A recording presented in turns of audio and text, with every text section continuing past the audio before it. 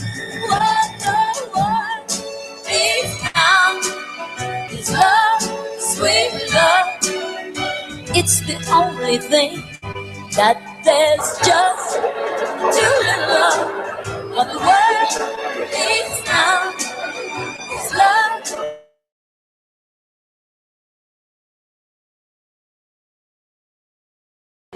Estado de Bauru, mantido pela Instituição Toledo de Ensino, tenho o prazer de dar continuidade aos trabalhos da nossa primeira semana jurídica. E, para tanto, inicialmente, faremos a composição da mesa. Assim, tenho a honra de convidar o Dr. Flávio Toledo, gestor educacional, para fazer parte da mesa.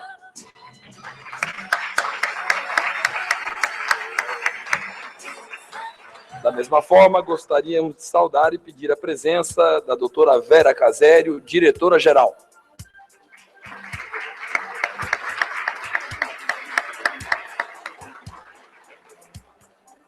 Também gostaríamos de contar com a presença do professor Flávio Luiz de Oliveira, coordenador do curso de graduação em Direito.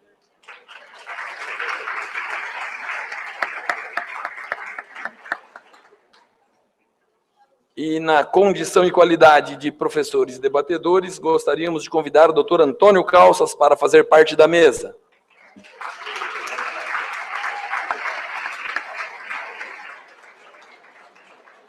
Também nos honramos em convidar a professora Daniela Nunes.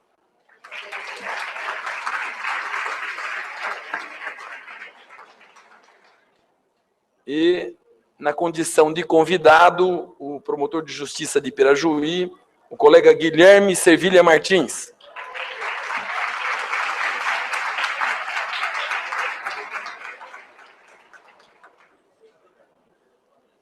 Nesta oportunidade, estaremos ouvindo, e para tanto, temos a honra de convidar nosso palestrante, o professor Rafael Abujanra.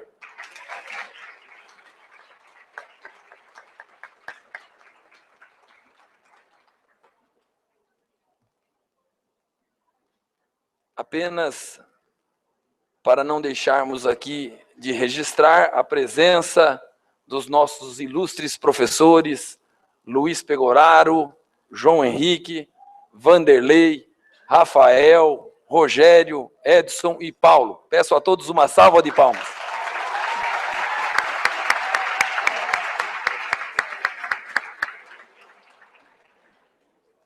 Nesta primeira noite, nós queríamos, primeiramente, solicitar aos nossos estimados alunos que esta é uma experiência que estamos reiniciando e que estamos retomando, e, para tanto, gostaria que cada um dos senhores fizesse uma reflexão e, com muita responsabilidade, participassem de cada um destes temas, com suas perguntas que poderão ser feitas posteriormente, inclusive por e-mail. Quero também dizer aos senhores, pedir aos senhores que, por favor, se acomodem, evidentemente. Peço também que cada um dos senhores considerem que o Dr. Rafael Abujanra, que é promotor de justiça em Marília, já esteve conosco na condição de docente no campus de Botucatu, está aqui hoje espontaneamente e com seus esforços pessoais, nos honrando aqui ao dividir conosco seus conhecimentos jurídicos. O promotor Rafael Abujanra, ele tem atuado já há muitos anos na condição de promotor do júri, segundo ele mesmo, com mais de 500 júris realizados, desde a condição de substituto e hoje na condição de promotor titular do júri da comarca de Marília. Quero também agradecer a presença da sua esposa aqui, que muito nos honra, a doutora Roberta, que aqui fez questão de comparecer para nos prestigiar. Eu também gostaria de dizer aos senhores rapidamente, é claro, que o nosso convidado Rafael, bem como o nosso debatedor Guilherme, ambos já são do conhecimento aqui do nosso estimadíssimo coordenador, professor Flávio Luiz, pois ambos foram alunos de Vossa Excelência, certo, professor? Então, que nos deixa muito tranquilo, porque sabemos que são profissionais que foram muito bem preparados.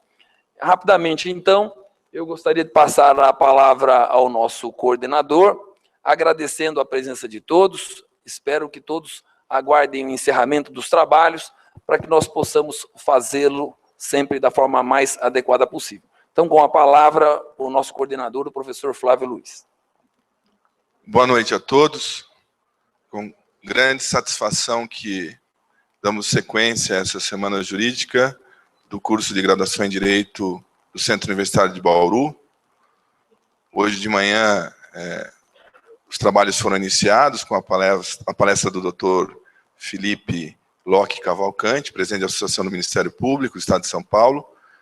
E à noite, esta noite, temos a honra de receber o querido Dr. Rafael Bujanra. Prefiro não dizer quando o conheci, nem tampouco o período, senão isso denunciará. Posso apenas dizer a vocês que naquela época ainda tinha cabelo. Da mesma forma, o querido Guilherme Sampaio Sevilha Martins, Dr. Rafael, tive um contato na antiga Fundação de Ensino Eurípides Salles da Rocha, onde lecionei, hoje Univem, o Guilherme, o Dr. Guilherme, aqui nessa casa, é um iteano.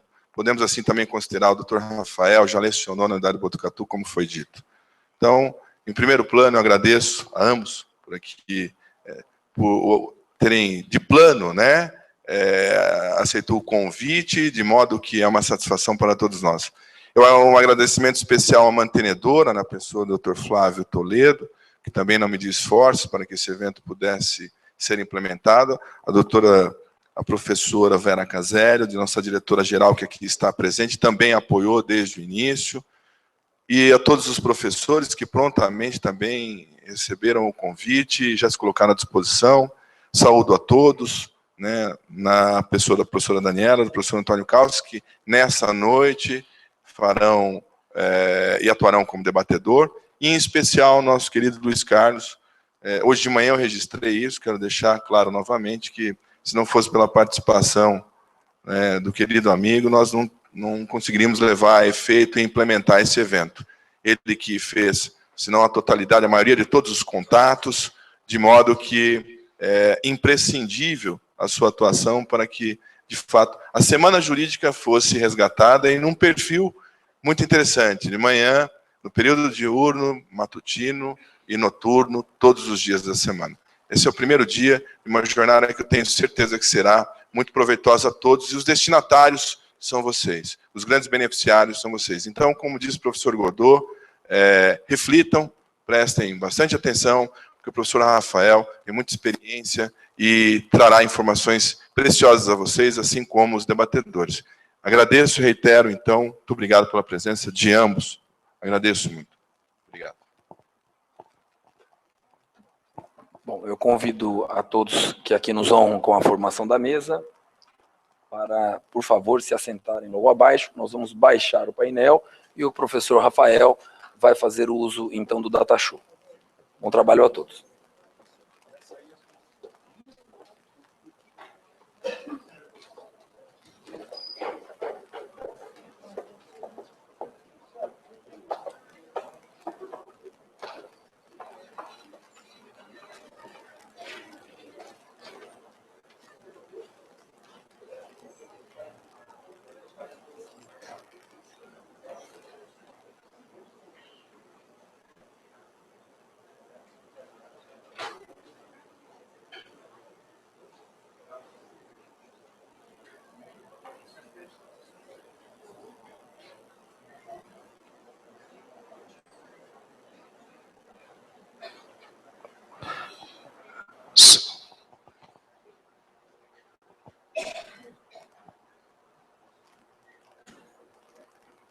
Acho que era bom pedir para dar uma desligada nessa luz.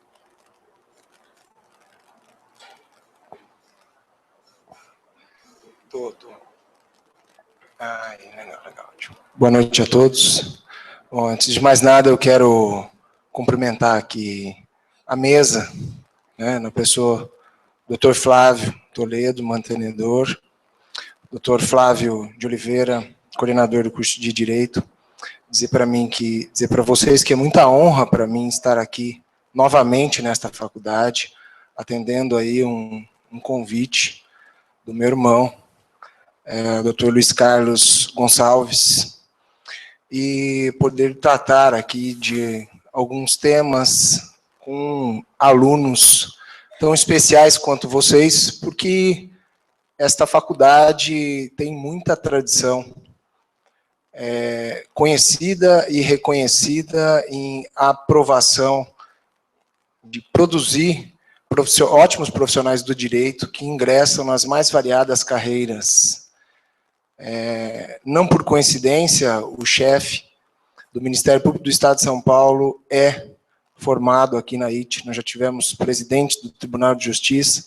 Então, para mim, é sinal de muita honra estar aqui, sendo ouvido e poder compartilhar algumas informações, ideias que, evidentemente, estão longe de ser apenas verdade, e, inclusive, receber aqui como debatedor um colega, o Dr. Guilherme, que é promotor em Pirajuí, meu amigo também, e dentre tantos outros aqui que atuam na docência dessa gloriosa faculdade.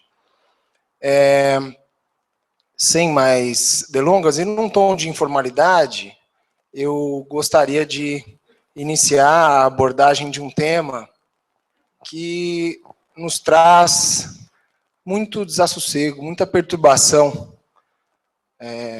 todas as sociedades do mundo e, sobretudo, a nossa, que nos interessa, a sociedade brasileira.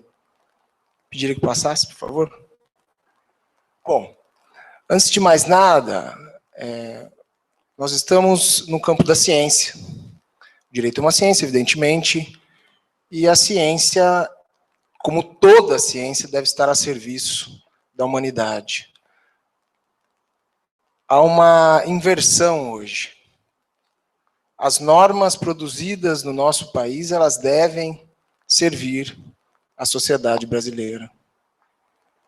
E, infelizmente, o que nós vemos é o inverso. Os homens servindo às leis. Então, essa é a primeira reflexão que eu trago a vocês. A necessidade simples e clara de que a ciência esteja a todo momento a serviço da humanidade e não o inverso. Segunda reflexão que eu gostaria de fazer é que um tema como esse, ele exige uma seriedade de debate, com uma singeleza de investigação, porque não há como realizar qualquer debate sem que haja um prévio e antecedente, uma prévia e antecedente investigação, uma apuração dos dados que estão por trás para que nós possamos chegar a alguma conclusão. Nós temos, infelizmente, no nosso país, como no mundo, pseudo-juristas que procuram soltar meias-verdades, e essa meia-verdade é dita de forma repetida, que se torna numa verdade consolidada.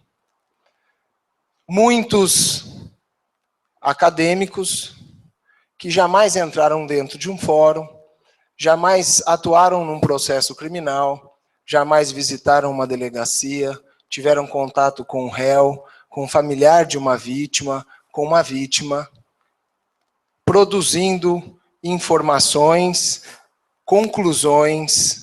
Isso vem sendo vendido para a população brasileira, vem sendo vendida para parlamentares e consolidada no mundo jurídico brasileiro. Então, é fundamental que nós possamos realizar um debate sobre esse tema calcado em dados concretos, objetivos e, sobretudo, de quem atua cotidianamente na lida forense, na lida jurídica especialmente na esfera criminal, que é o nosso tema.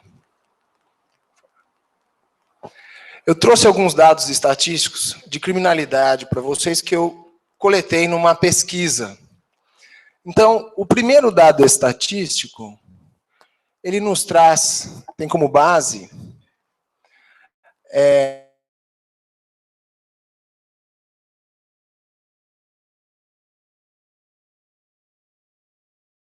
o do sistema penitenciário, Infopem.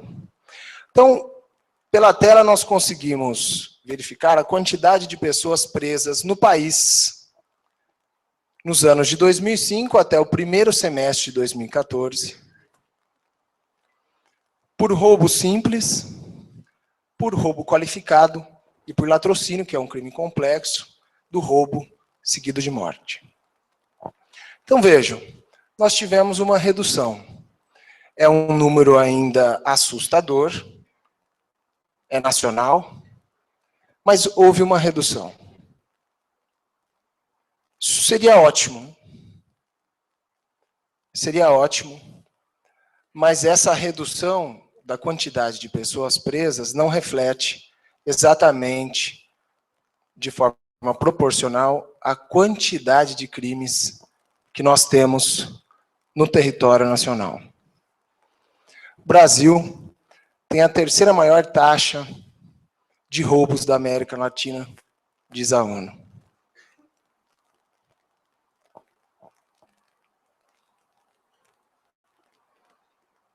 Roubos e latrocínios sobem na cidade de São Paulo em 2014, diz a Secretaria. 26% em São Paulo em 2014, de latrocínio 4,9%.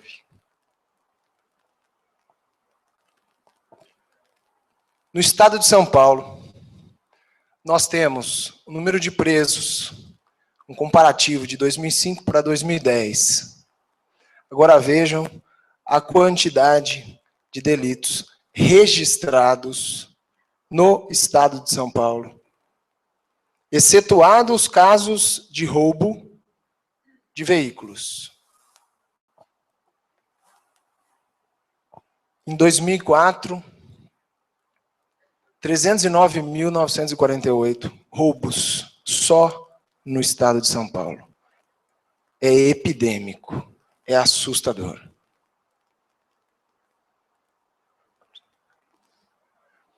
Em âmbito nacional, nós temos aí um comparativo da quantidade de pessoas presas por homicídio, seja ele simples ou seja ele cometido de forma qualificada. Então, em 2005, em 2013, 32 mil pessoas. E um dado do Sistema de Informação de Mortalidade da Secretaria de Vigilância da Saúde do Ministério da Saúde. No ano de 2013, 151.683 pessoas mortas em solo nacional. Para vocês terem uma ideia, esse número é um número absoluto apenas no ano de 2013. Vamos fazer uma comparação? Em 10 anos, na última grande guerra que nós tivemos no mundo, nos 10 anos da guerra do Iraque, 174 mil pessoas morreram. Em 10 anos. Em um ano, no Brasil, matou-se quase isso. É assustador.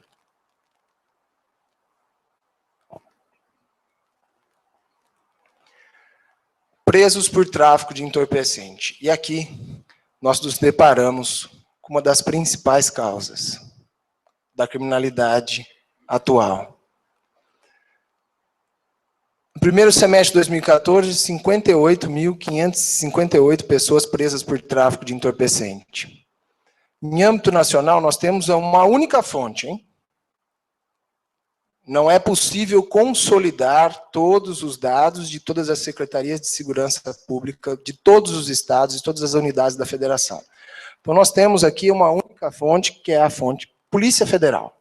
As apreensões realizadas pela Polícia Federal que é uma das polícias da nossa nação.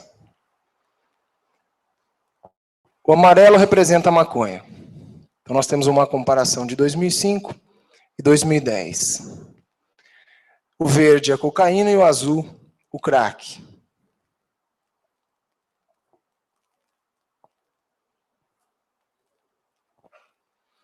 Estado de São Paulo. Apreensão no Estado de São Paulo. De 2011 a março de 2015, 332 toneladas de entorpecentes. 41.558 ocorrências de tráfico registradas na Secretaria de Segurança Pública.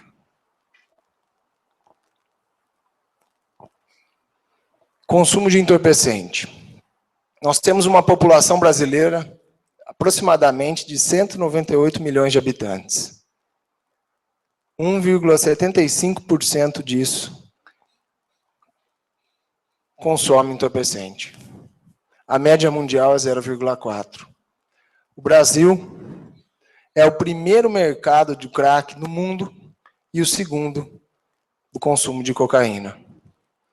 Hoje, o Brasil é a principal porta de saída das drogas para os demais continentes. População carcerária. Tivemos um acréscimo de 80% no primeiro semestre de 2014. Estamos aí diante do gráfico por delito da população carcerária. Os outros nós temos porte de arma, violência doméstica, receptação e etc. Vejam que a maioria da população carcerária brasileira está detida por tráfico de entorpecentes. Capacidade do sistema. Nós temos o número de vagas de 316.669 vagas no sistema. É quase metade da população. Não por isso há uma evidente superpopulação. Quarta maior população carcerária do mundo. Será? É a quarta maior população carcerária do mundo mesmo? Bom, nós temos 198 milhões de habitantes. Esse número ele não é tão absoluto porque não há uma proporção em relação à população, à quantidade da população. Estamos aí diante de uma verdade, de uma meia-verdade que é dita repetidamente e que se transforma numa verdade. O número, a população carcerária é grande? Sim, é grande.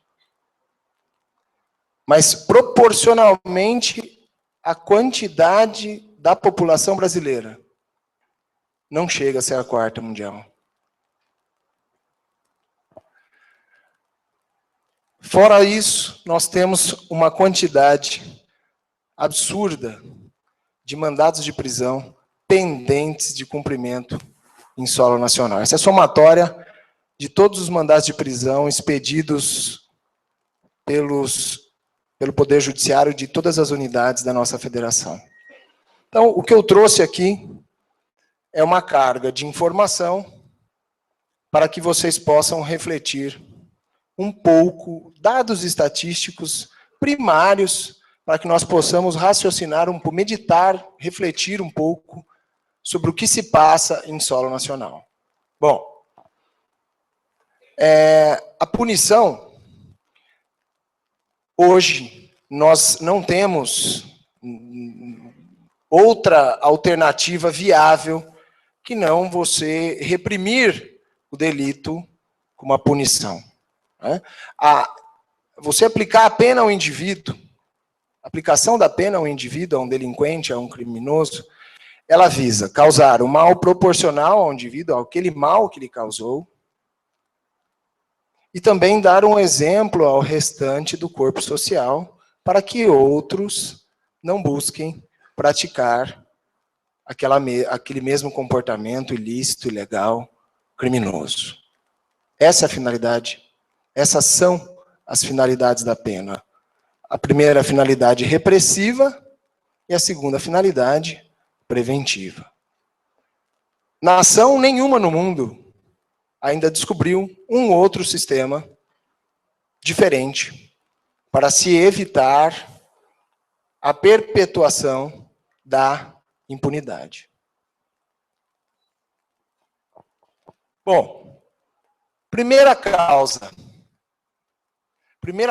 dessa criminalidade.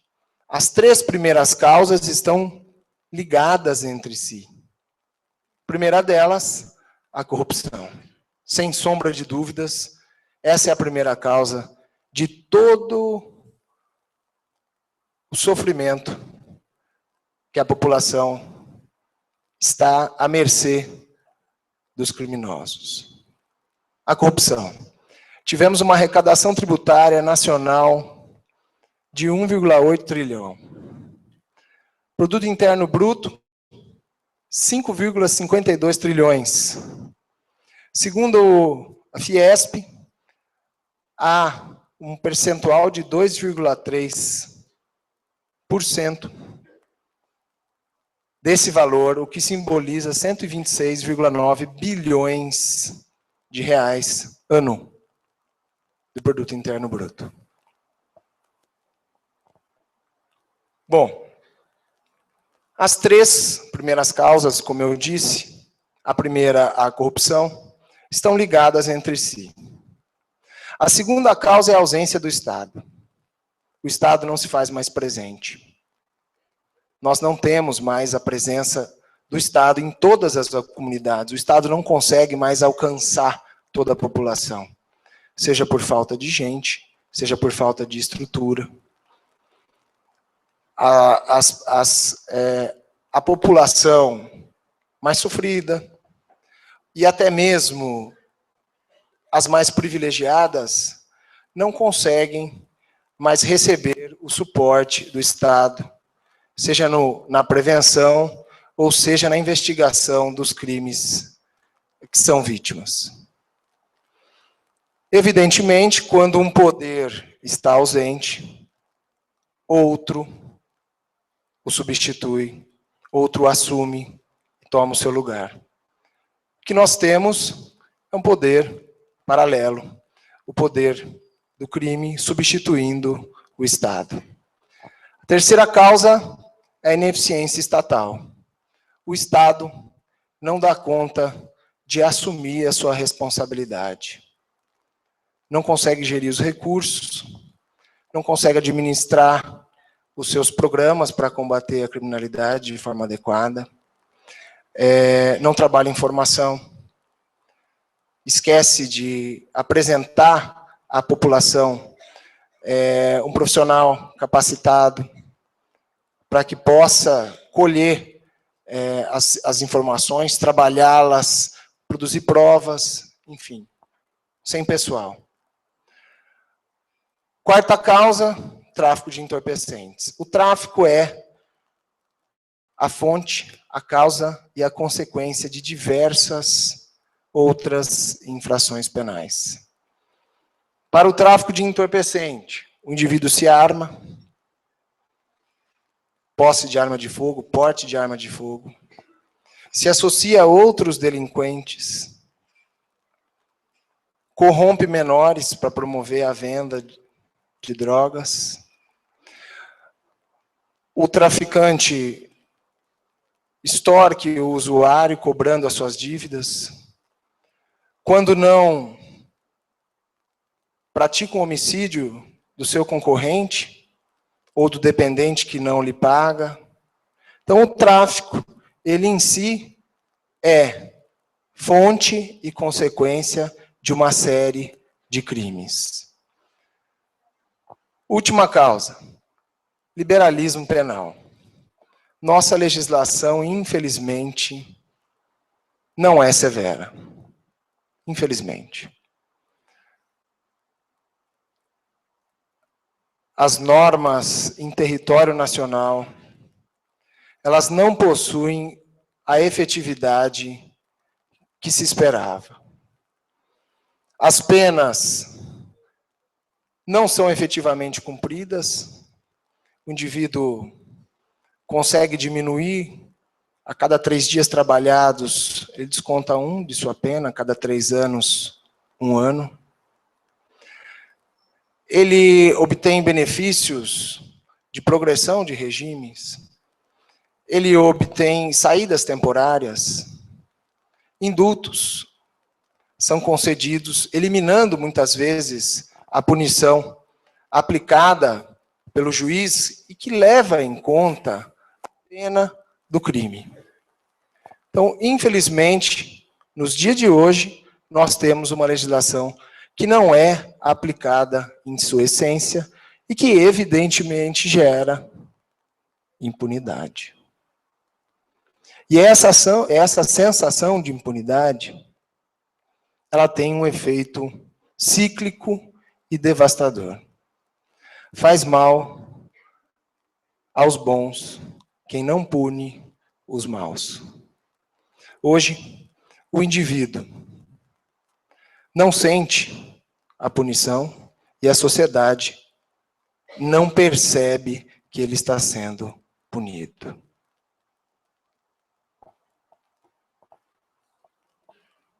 Mecanismos de combate. Vamos lá. Em primeiro lugar, é óbvio, o investimento em educação e infraestrutura. Um povo com condição de receber educação está mais habilitado culturalmente e possui mais condição de alcançar empregos, rendas, de modo que não dependa e não procure a criminalidade para viver. Infraestrutura de toda sorte. Saneamento básico, planejamento familiar, apoio aos dependentes químicos para retirá-los do mundo da criminalidade. Muitos, às vezes, se veem obrigados a traficar para se abastecer do próprio vício. Investimento em segurança pública e sistema prisional. Nos últimos 13 anos, foram orçados para ambas as pastas da segurança pública e do sistema prisional, aproximadamente 24 bilhões de reais. Desses 24 bilhões, foram aplicados apenas 13. Ou seja, 11 bilhões não foram aplicados. 13 anos, aproximadamente 1 bilhão por ano. É suficiente para um país dessa dimensão? Sem contar, evidentemente, a quantia que é desviada, que nós bem sabemos, os 2,3% nesse meio do caminho. Só do escândalo da Petrobras, nós tivemos 21 bilhões de reais desviados. Ou seja, quase o que se orçou em 13 anos para se investir em segurança pública e sistema penitenciário. Qual é o reflexo disso? Não só de capacitar o Estado, o sistema do Estado, de uma forma geral, polícia, as polícias, todas elas,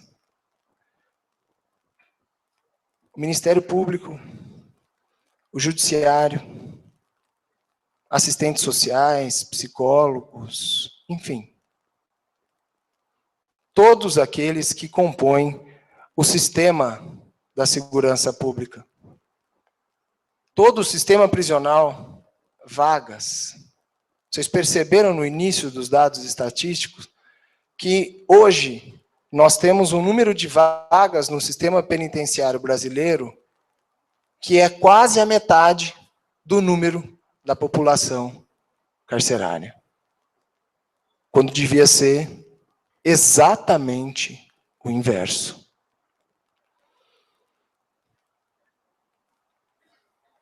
Com isso, numa confissão de incapacidade,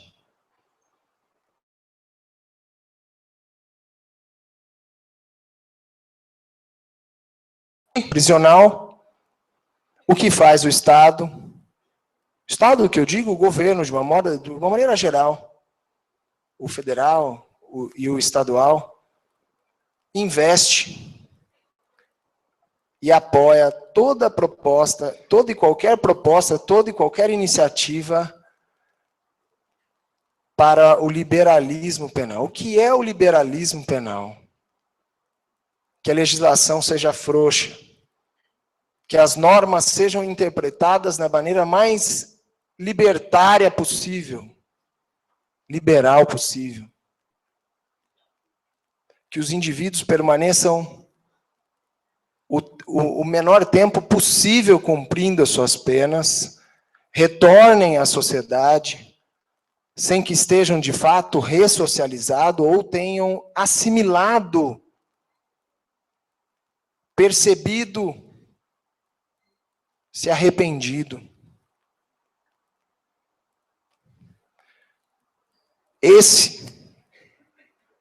Essa ineficiência do Estado em gerir os recursos, em aplicar os recursos adequadamente, causando, numa linha absolutamente inversa, o incentivo a que as portas das unidades prisionais sejam praticamente que abertas, sem que o indivíduo cumpra a pena no seu período adequado e fixado pelo juiz.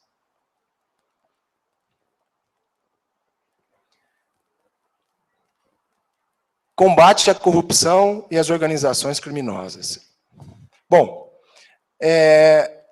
já mencionamos aqui que a corrupção, ela lesa 2,3% do nosso produto interno bruto, e que está na órbita de 169 bilhões de reais ano. Mas mais alguns dados. Quantidade de cargos comissionados de confiança. Aqueles cargos que o indivíduo não presta concurso. São de livre nomeação do agente público.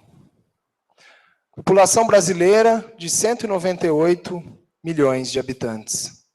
Quantos cargos comissionados nós temos no Brasil? 600 mil cargos comissionados. Só para vocês terem uma noção de um comparativo com o mundo. Estados Unidos da América possui uma população aproximada de 300 milhões. Estados Unidos possui 7 mil cargos em confiança. A Inglaterra possui aproximadamente 50 milhões de habitantes e possui 500 cargos sem concurso público. O famoso cabide de emprego, em que pessoas praticamente defendem perante o Estado, defende perante o governo interesses privados. Fonte daquilo que nós chamamos corrupção.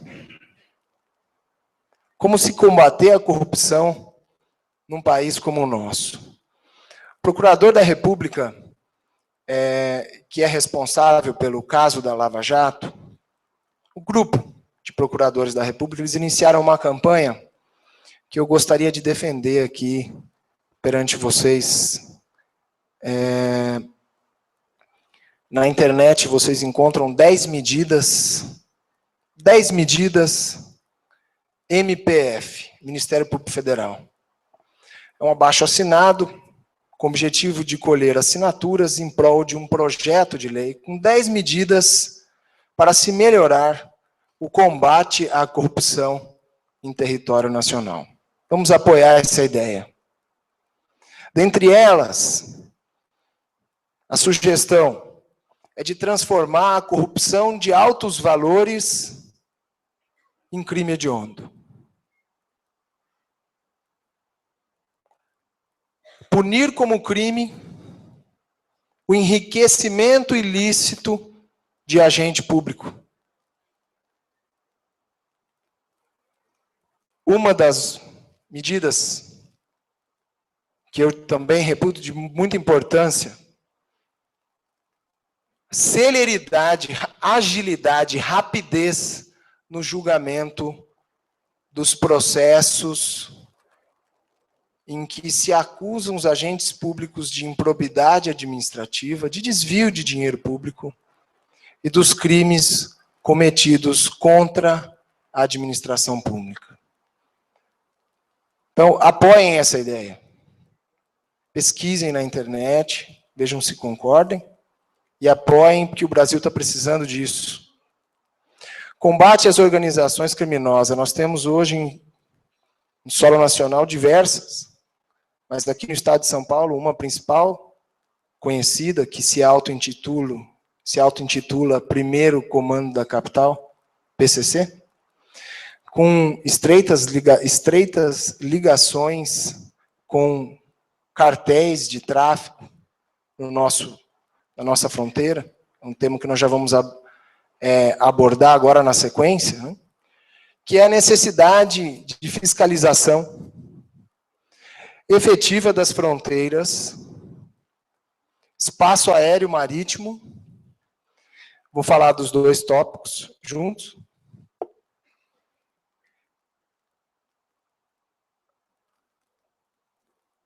E a erradicação da cadeia de produção de entorpecentes. Como o tráfico de entorpecente é uma das grandes causas da criminalidade, esses dois temas, a fiscalização de fronteiras, das fronteiras brasileiras, e a erradicação da cadeia de produção é de suma importância para o combate da criminalidade de maneira geral. Então, vocês imaginam, o Brasil, um país com uma dimensão territorial enorme, 16.886 quilômetros de fronteira, divisa com 10 países, dentre estes, Paraguai, o maior produtor de maconha do mundo, Bolívia, Colômbia e Peru. Peru, hoje, o maior produtor de cocaína, seguido de Colômbia e Bolívia. Para vocês terem uma ideia do que causa essa proximidade, vamos falar em valores. Quanto vale 1 quilo de cocaína adquirido, 1 quilo de cocaína pura adquirido desses 3 países? Bolívia, Peru, Colômbia. Aproximadamente $1.500.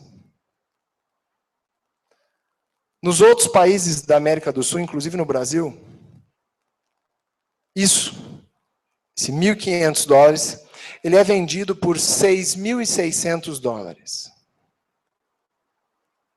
Esse mesmo quilo de cocaína, ele vale, nos Estados Unidos da América, $27 mil.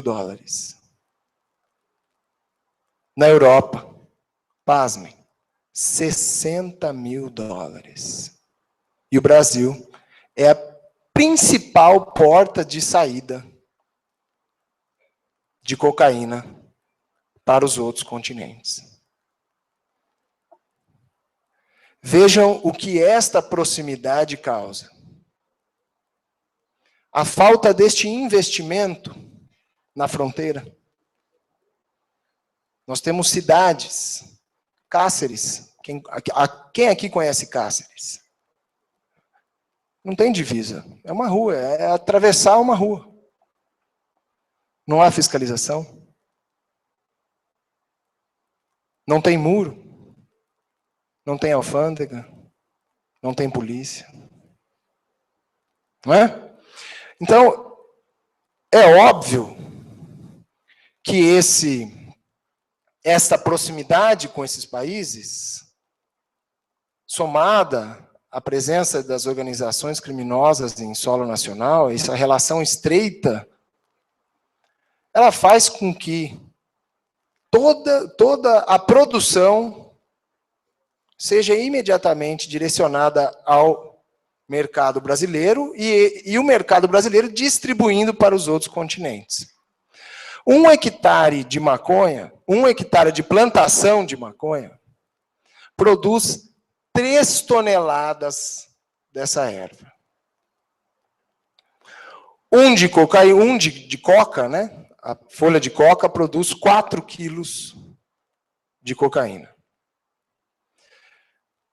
Uma operação da Polícia Federal, um trabalho da Polícia Federal feito no ano de 2009, em alguns países da fronteira, com apoio dos organismos, de outros organismos policiais internacionais, e também no próprio Nordeste, porque o Nordeste brasileiro produz maconha.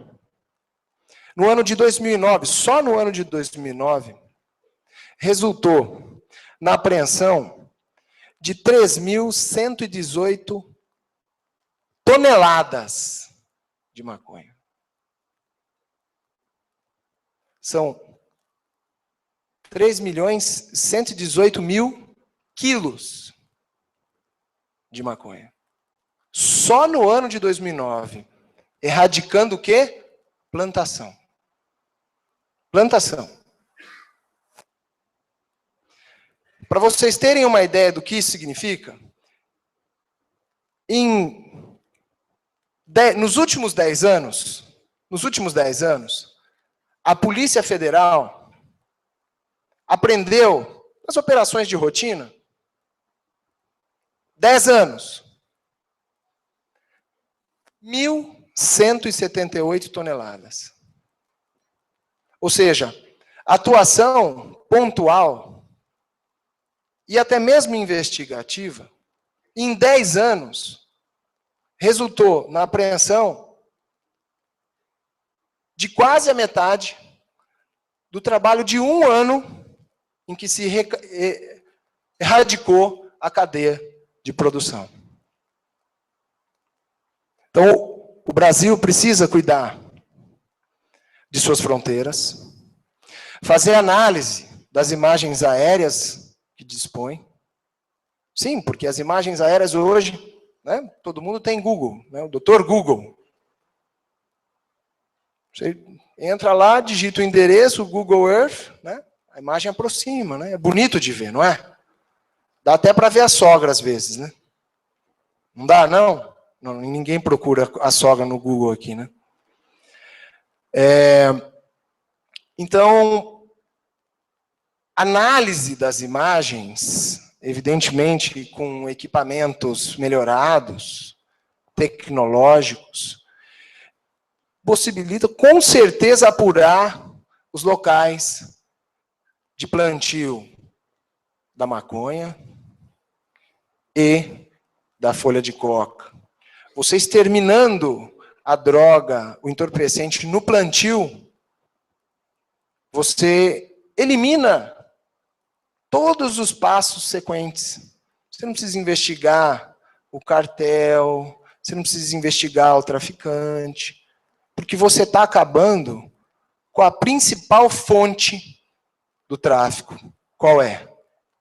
A matéria-prima. Entorpecente sempre vai ter. Usuário também. 1,75% da população é consumidora de entorpecente em solo nacional. Não é? Gente disposta a arriscar a vida por um lucro fácil, sempre vai ter. Você prende um, é que nem trevo. Você tira um trevo, nasce outro. Se não tirar o bulbo ali, continua. Então, é esse o objetivo, um dos grandes mecanismos, é se fiscalizar a fronteira, dar apoio a... Nós temos uma lei chamada de Lei do Abate, que o Exército brasileiro e até mesmo a Polícia Federal, quando se depara com um avião em transporte, muitas vezes na fronteira, em transporte de produto ilícito, se o avião não se identifica em determinado prazo, é autorizado o que nós chamamos de abate, o abate aéreo, né? Então, é preciso, evidentemente, que se implante essas medidas. Mas como? O dinheiro não chega, o investimento não chega, não tem gente, não tem equipamento, não tem material. O que tem é muita vontade de muitos maus políticos interessados em transformar o dinheiro público em patrimônio privado. E é deles que vocês, que são o futuro dessa nação, sem sombra de dúvida, devem cobrar. Efetividade na punição e cumprimento de pena. Bom, o que eu diria de efetividade na punição? O indivíduo cumprir a sua pena no tempo fixado pelo juiz. Sem encurtar o caminho. Sem diminuições ao bel prazer de gente que não tem competência para aumentar o número de vaga no sistema, ou competência ou interesse, né? Porque os presos, diz a Constituição Federal em seu artigo 15, têm o direito político suspenso. Então o preso não vota. Então não interessa. Por que aumentar o número de presos? Qual é o louro político que isso traz para algum indivíduo, algum candidato? Nenhum. Traz para o cidadão de bem. Porque vai ver o indivíduo cumprindo a pena num ambiente adequado, né? Não num amontoado de gente, como a gente não tão aqui no estado de São Paulo, que tem, evidentemente, uma população excedente, mas de forma alguma comparada aos outros estados. As notícias não cansam de surgir na tela da televisão, não é? Adolescente lá no Nordeste, no Norte, preso com maior, falta de condições humanas para o indivíduo permanecer ali na cadeia, cumprindo pena. É lógico, não tenha dúvida. O indivíduo que cometeu um crime vai responder pelo crime, mas ele deve cumprir a pena não num resort, num spa, mas num local adequado, onde ele possa cumprir a sua pena dignamente, respeitando a sua dignidade, é óbvio. Mas para isso, é preciso vontade política e que o dinheiro efetivamente chegue. Mas não chega. Corrupção não deixa. Ou ora não tem interesse, ou ora há o desvio. Cumprimento de pena. O cumprimento de pena, ele não está ligado apenas no indivíduo cumprir todos os dias da sua pena. Cumprir a pena é que o indivíduo consiga refletir sobre o que fez e ser fiscalizado. Isso é o mais importante. Bom, o que o preso, em regra, faz no nosso país quando está custodiado? Bom, hoje, não há Cristo no país que não tenha um celular. Os alunos ficam aqui no WhatsApp também, professores? Os presos também ficam. Pois é. Com uma diferença, né? Lá não tem ninguém para chamar atenção. Pô, presta atenção na aula. Né? O pai... Estou conversando com você, o namorado, a namorada, às vezes, né? Lá não. Ele tem o dia todo livre para ficar no WhatsApp, no telefone. Então, o indivíduo, ele não cumpre a sua pena. Ele tem aquela interrupção do contato com o meio, com o mundo externo, não existe. Por quê? Porque ele tem ali o contato, e o mais importante, o que é pior, é o contato imediato. Ali, ele passa a ordem para os seus comparsas lá fora, para os seus parceiros de crime. Não é? Então, o indivíduo está preso, mas ele não está.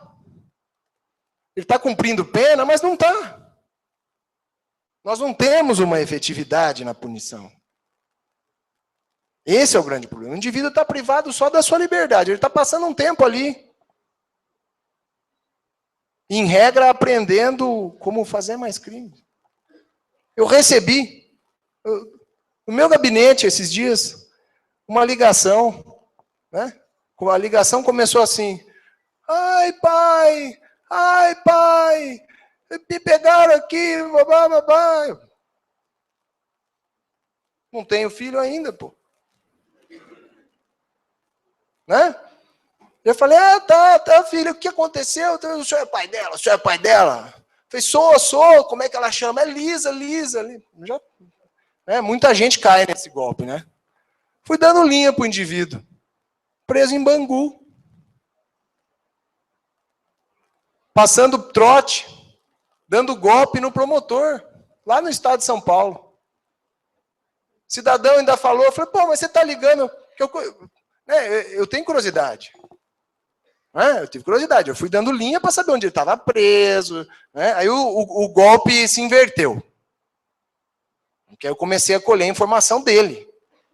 Porque é óbvio que eu determinei a apuração. Onde você está preso? Quem está aí na cela com você? Ele foi dando os apelidos e eu anotando tudo. Fui invertendo o golpe. Mas por que vocês estão ligando aqui para São Paulo, aí do Rio de Janeiro? Paulista é mané.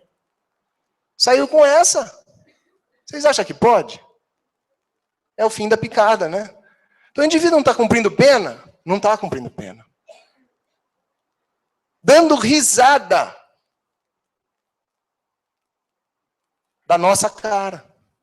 Das caras que não são mais pintadas, mas deveriam ser. Que os caras pintadas tiraram o Collor. O Collor hoje seria o juizado especial criminal. Né? Pequenas causas. O Collor seria pequenas causas. Apesar que pegaram ele de novo. Né? Senador da República. Bom.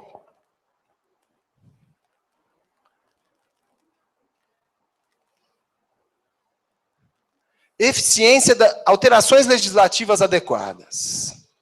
Então, estamos encaminhando aí, já para o finalmente, já estou percebendo o pessoal abrindo a boca aí, olhando para mim. Mas nós já estamos aqui concluindo. Alterações legislativas adequadas. Primeira crítica, que eu sou muito crítico, é da minha personalidade ser crítico. Então, eu estou aqui compartilhando as minhas ideias com vocês. Posso até estar errado, estou longe de ser dono da verdade, né? Mas eu tenho a minha opinião. Vivemos numa democracia, vocês têm que me ouvir. O microfone está na minha mão. Azar de vocês. Alterações legislativas. Então, vejam só. Quando há um projeto, como é que mudam as leis do nosso país? Então, há um projeto em trâmite hoje no Senado para mudar todo o Código Penal.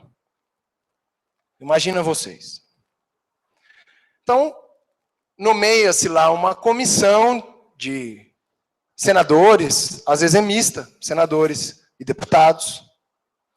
E também essa comissão convida alguns estudiosos para debater a questão, né? O projeto, como fazer uma lei melhor para o nosso país. Bom, perguntem para mim se lá tem algum delegado, juiz ou promotor. Não tem. Tinha uma procuradora de justiça aposentada que advoga.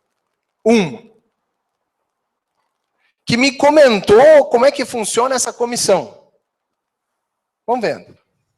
Quem eram os outros convidados? Eu perguntei, como é que é o trabalho lá da... Lá é muito rápido, é uma loucura, porque os outros convidados, ou ora eles estão com pressa, ou para sair depois da reunião e ir no Supremo sustentar em favor dos clientes dele, do Mensalão e do Lava Jato, ou eles vinham do Supremo, depois das sustentações do Mensalão e do Lava Jato, para lidar, para discutir a comissão. Aí eu pergunto, sim, pelo amor de Deus, hein, gente? Né? Não é nenhuma crítica profissional, porque nós sabemos, bem sabemos, que é o exercício da profissão, enfim. Mas qual é o interesse? O grande advogado não é aquele que trabalha na lacuna da lei? Esse é o grande advogado. Né? O advogado inteligente, astuto. Essa é a missão do advogado, claro. Interpretar a legislação. Agora, qual o interesse em promover uma legislação segura, rígida, completa? Ele vai defender quem? A sociedade? Os interesses dele? Os interesses... Então, a discussão se perde. Nós precisamos mudar a nossa legislação de forma adequada para combater a criminalidade de maneira séria. Vocês viram os dados. Precisa constar na nossa legislação, vejam que absurdo, expressamente, que o gestor público não pode gastar mais do que ele arrecada. Olha o país onde nós vivemos, não parece uma coisa óbvia, mas isso está na lei. Então nós temos que promover mudanças legislativas no campo penal para combater a criminalidade de maneira mais adequada. E uma delas, sem sombra de dúvida, são essas medidas propostas por esse grupo de trabalho que atua na Lava Jato, dessas 10 medidas MPF. Procurem. Vejam, avaliem, apoiem. Eficiência da justiça. Constituição Federal hoje em vigor, ela foi editada em 1988. Uma Constituição que foi editada após uma ditadura militar, na qual a população passava por um momento de opressão. O Estado era o opressor e a sociedade, a população, os oprimidos. Então, a Constituição Federal foi feita com normas para conter a atuação do Estado em face da sociedade oprimida e que recebeu o seu arbítrio. O mau arbítrio. Certo? Muito bem. Ocorre que a Constituição Federal de 88 listou uma série de garantias para o cidadão de bem, destinada ao cidadão de bem, contra uma atuação arbitrária do Estado, né, que invadia casa sem ordem judicial, era preso sem ordem judicial, a pessoa não era levada à presença de juiz algum, era torturada, era obrigada a confessar, enfim, né, da história todos conhecem. Mas essa mesma Constituição, que criou uma série de garantias para o cidadão de bem, hoje, essa mesma Constituição, essas mesmas garantias constitucionais são utilizadas para garantir a impunidade de criminosos contra a sociedade de bem. E é aí que entra a necessidade da eficiência da justiça. A justiça tem que enxergar isso. A lei, ela é feita para servir o homem, não o inverso. Nós voltamos para o início da palestra. A ciência a serviço da humanidade, não a humanidade a serviço da ciência. No solo nacional hoje, o homem está a serviço da lei, quando a lei devia estar a serviço do homem. É preciso que o nosso país possa acordar, e isso depende, é óbvio, da população brasileira. Que a população brasileira saiba cobrar o que pretende para o seu futuro de quem de direito. Não dá mais. O Brasil não pode ser vítima de sua própria inércia. Nós precisamos de ação. E nós dependemos de vocês, que são o futuro desta nação. Eu trouxe aqui para encerrar uma frase de um irlandês que trabalhou para o primeiro-ministro da Inglaterra, Edmund Burke. Para o mal triunfar, basta que os homens de bem não façam nada. Então eu peço a vocês, mexam-se. É disso que nós estamos precisando. Então,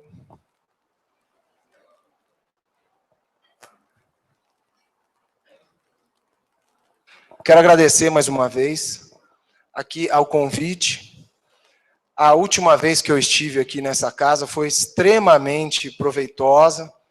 Eu vim aqui discutir o poder de investigação do Ministério Público. A PEC número 37 foi barrada.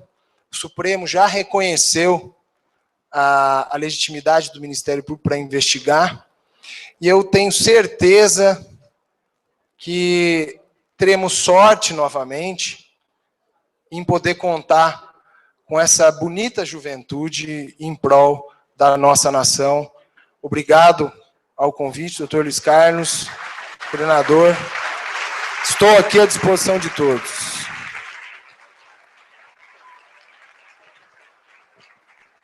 Bom, agora nós vamos para a fase dos debates. Prosseguimos aqui mesmo, professores. Professor Calças. Eu, então, gostaria que os alunos, tendo interesse, escrevessem rapidamente algumas perguntas, mas iniciaremos com os nossos professores debatedores. Professor Rafael, primeiramente, a gente acha que o homem tem que ser sincero, um promotor combativo e vibrante, com opinião muito bem construída, demonstra que o senhor realmente tem um norte e uma ação a desenvolver ao longo da carreira. Parabéns pela iniciativa e pela convicção. Eu queria rapidamente, posso passar para o senhor, professor Antônio Calças. Professor, então, com a sua primeira pergunta, com a sua primeira consideração. Em primeiro lugar, parabéns, professor Rafael. Eu queria fazer um breve comentário antes da pergunta. Existem muitas teorias que tentam estudar a criminalidade, né? Mas não há uma teoria geral sobre a criminalidade, porque não há uma criminalidade em geral, certo? Isso não é meu, isso é do antropólogo Luiz Eduardo Soares, né? E nós poderíamos começar falando desde o primeiro crime que ocorreu na humanidade e que foi punido efetivamente com a expulsão do paraíso por Adão e Eva. Então Deus foi o primeiro grande punidor, o grande primeiro juiz, né?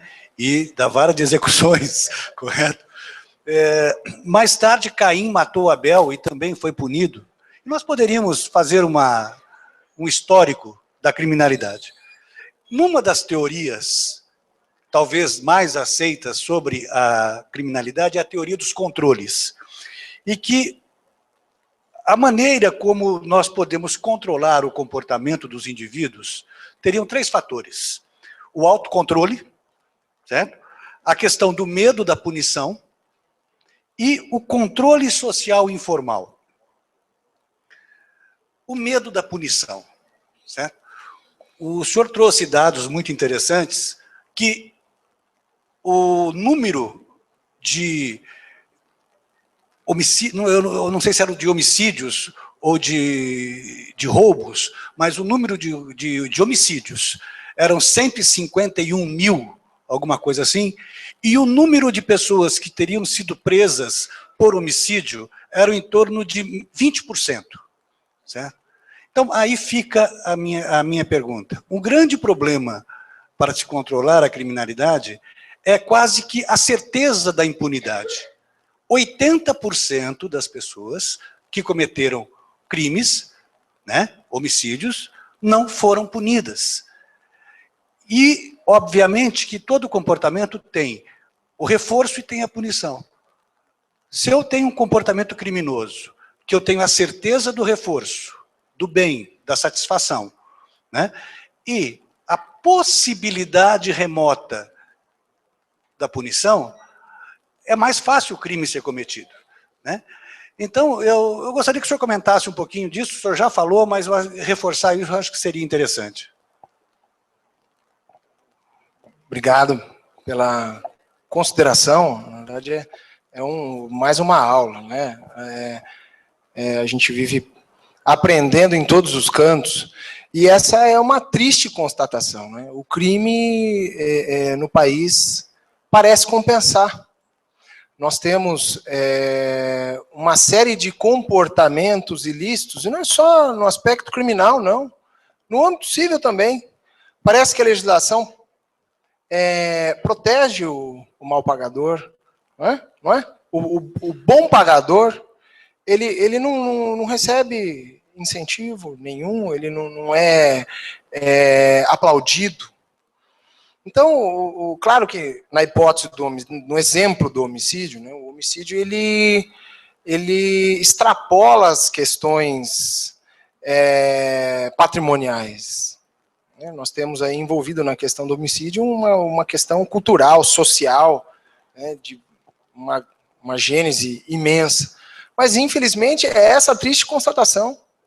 O crime no país compensa, e isso traz um prejuízo, uma tragédia muito grande para as pessoas ligadas, ou na própria vítima, da vítima e as pessoas que estão em seu entorno.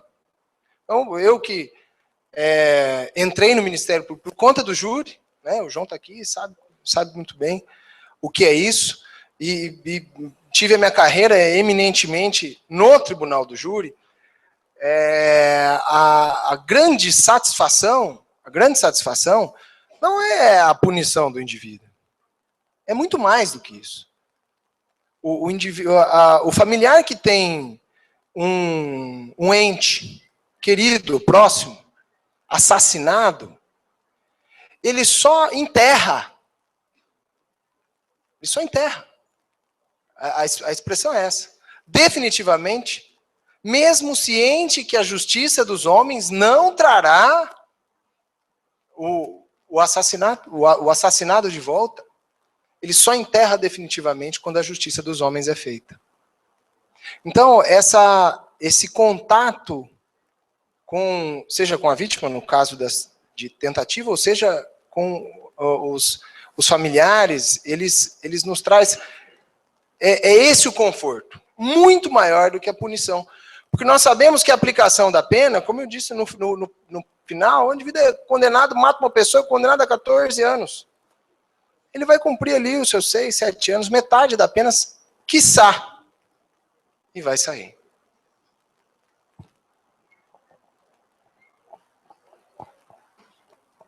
Boa noite, doutor. Boa noite. Em primeiro lugar, eu gostaria de cumprimentá-lo pela palestra, pela excelente palestra que foi proferida. Tenho certeza que serviu muito aqui para que a gente conhecesse um pouco do histórico da criminalidade no Brasil.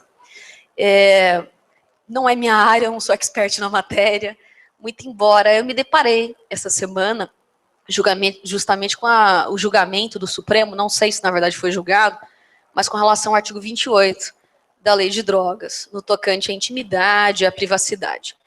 Levando em consideração tudo que foi dito aqui, queria saber a opinião do senhor acerca da possibilidade ou não de algumas substâncias psicoativas serem liberadas para o uso? Como que o senhor vê isso? E se diretamente ou indiretamente vai diminuir o tráfico, vai diminuir a criminalidade no Brasil?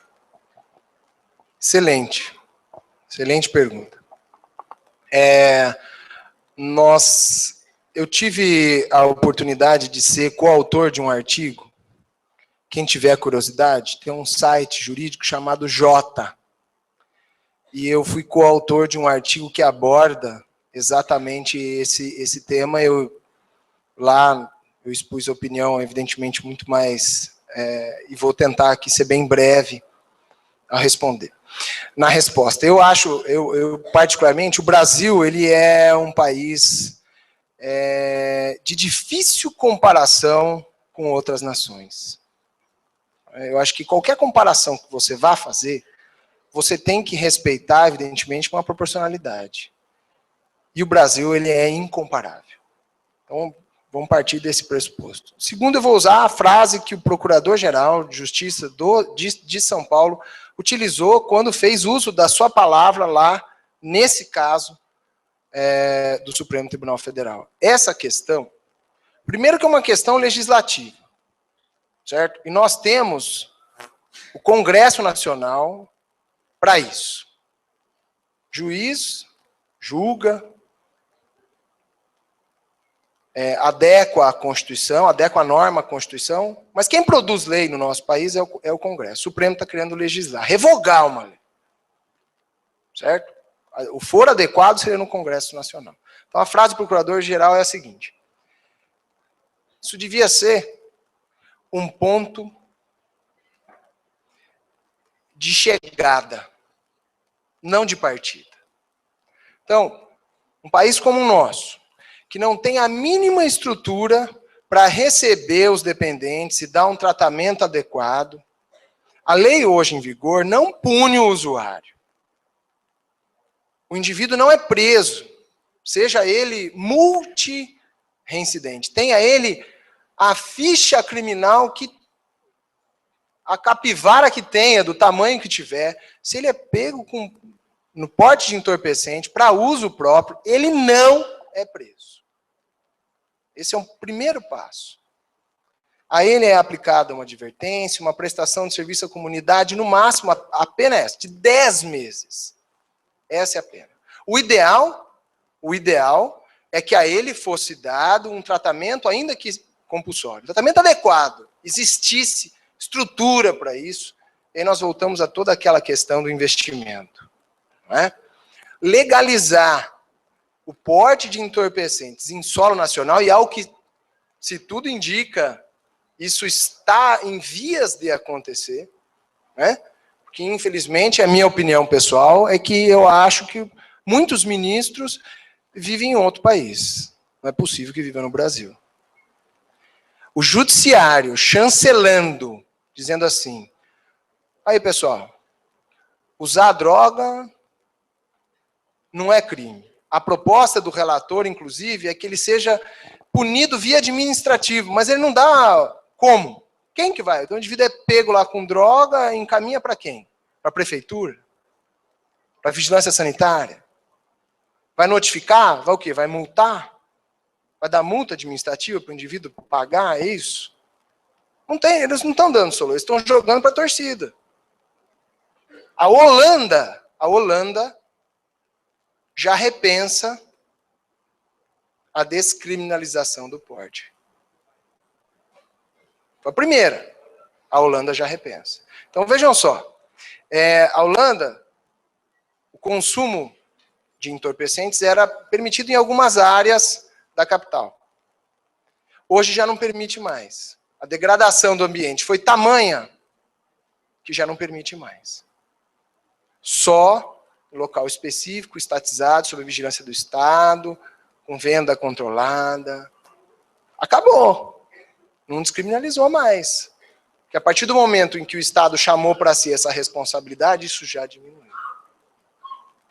Nós vamos viver um período de degradação absoluta, porque é óbvio, isso gera um estímulo para o tráfico, não é? E tudo vai virar porte.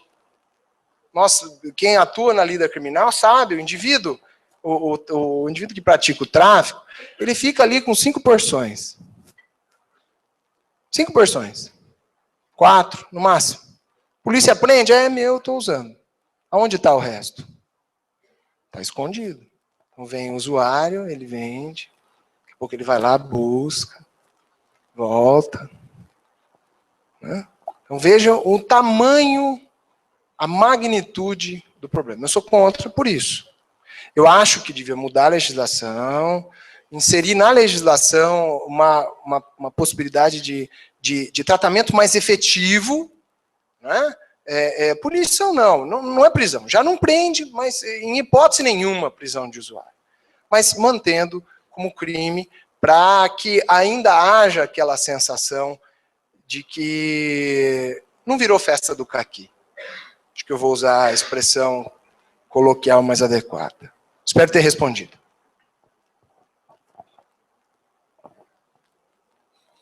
Primeiro eu queria agradecer ao convite feito ao o Flávio Toledo e ao professor Flávio, depois de tantos anos reencontrei o senhor, e agradecer ao Godot também por esse convite. Eu fico extremamente lisonjeado, mesmo porque sou formado aqui na nossa faculdade, né? Ainda mais ser debatedor do Rafael, que é meu amigo. A pergunta que eu vou fazer é muito simples, assim, e pouco se discute isso, mas eu andei lendo um tempo atrás e achei que, de fato, é algo bastante interessante. A realidade brasileira, se a gente pegar em números, e hoje você apresentou bastante número aqui, bastante estudo e pesquisa, mas ela diverge muito do estado de São Paulo para outros estados, e 80% dos homicídios que não são elucidados se referem a outros estados da nação. O estado de São Paulo é o estado onde tem o menor índice de homicídio a cada 100 mil habitantes, e ainda assim é muito alto. Até a gente estava falando esses dias, por mensagem, na Síria, morreram 3 mil pessoas em 11 meses na guerra da Síria. O estado de São Paulo, em 6 meses, são 2 mil mortos. Ou seja, nós estamos falando do estado mais pacífico do Brasil e ainda assim ele é extremamente violento. A minha pergunta, que é totalmente filosófica, qual a sua opinião sobre cada estado da federação ter autonomia para legislar sobre direito penal e processual penal? Como acontece, por exemplo, nos Estados Unidos, que a população daquela localidade, por exemplo, do Texas, que é extremamente mais conservador do que outros estados, né? Qual é a sua opinião sobre isso? Lembrando que, num congresso, acho que você estava também em São Paulo, com o Ministério Público dos Estados Unidos, em conversa com um promotor de Nova York, ele disse que, por exemplo, pedofilia, a foto produzida pelo criminoso no Texas, por foto, são 10 anos de pena. Em outros locais, somente armazenar a foto não era crime. Só que vinha, cada população, cada localidade respondia de uma forma à criminalidade. A gente não discute isso, e se você pegar o Amazonas, é totalmente diferente de outros estados, onde até mesmo o estupro ele é mais tolerado do que... Qual a sua opinião sobre isso? Boa noite, Guilherme. Muito boa pergunta. Muito boa pergunta. Eu confesso que pouco refleti sobre isso. De fato, o estado de São Paulo é um país à parte, né? E nós temos exemplos em todas as unidades da federação, nós vemos realidades completamente distintas. Seja cultural, da cultura ao sistema policial, judiciário e carcerário. Parece, de fato, países diversos. Seria interessante, eu acho que nós teríamos condições de respeitar a peculiaridade especialmente tendo em conta aí a faceta de cada espécie criminosa, fazendo uma análise de informação mesmo, quantificativa de quais crimes se projetam mais em determinada região, para que a punição seja de modo diferenciado, um levantamento estatístico, e isso no site do Ministério da Justiça é possível nós localizarmos cada estado a quantidade de presos por delitos. Então, base estatística para estipular o que merece maior atenção e o que merece menor atenção, nós temos. O grande entrave é a nossa Constituição Federal. Nós teríamos que realizar uma nova Constituinte,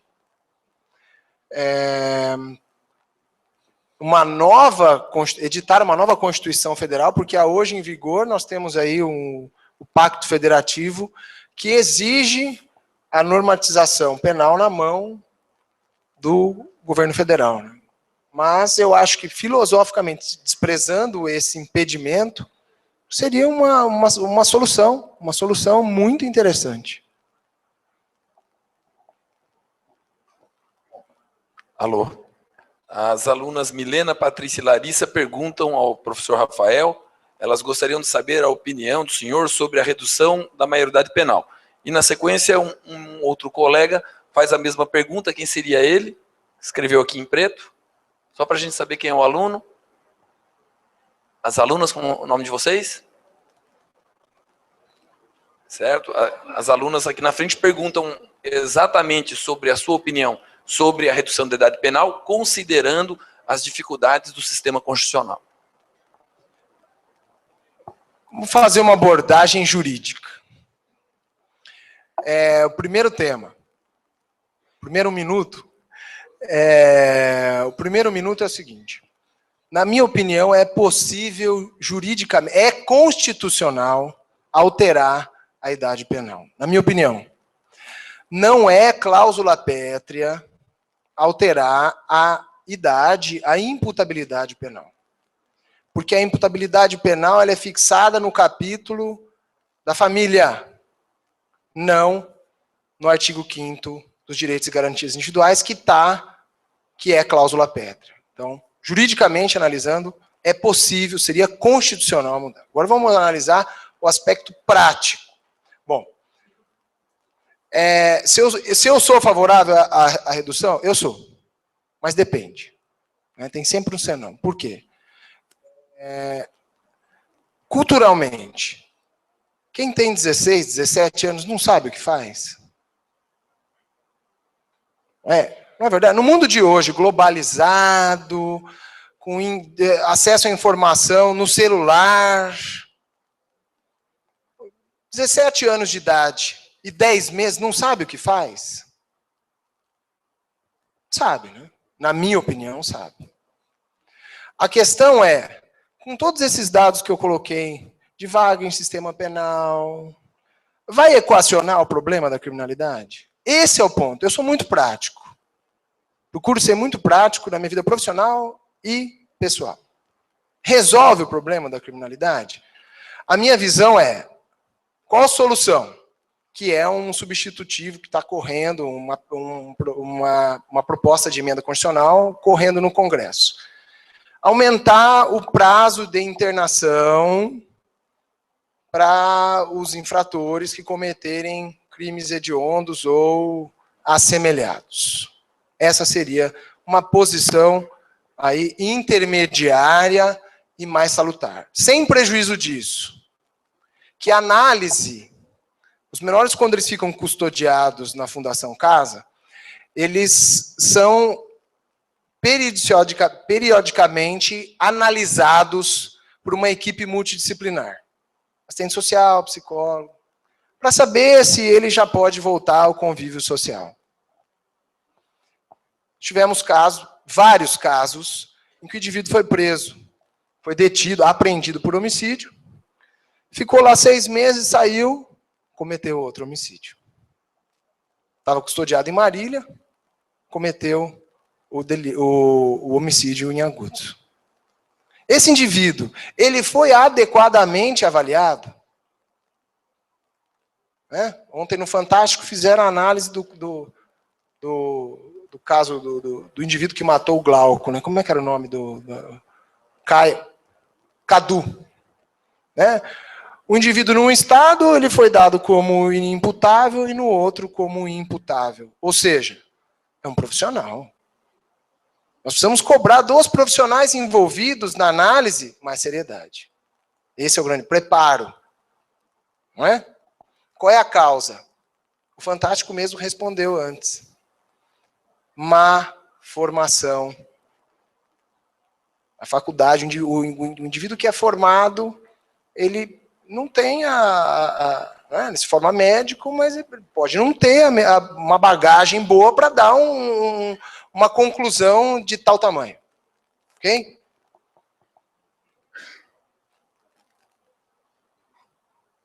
Mais alguém quer formular pergunta ao palestrante, Dr. Rafael Bujanra? Pois não? Quer fazer uso do microfone?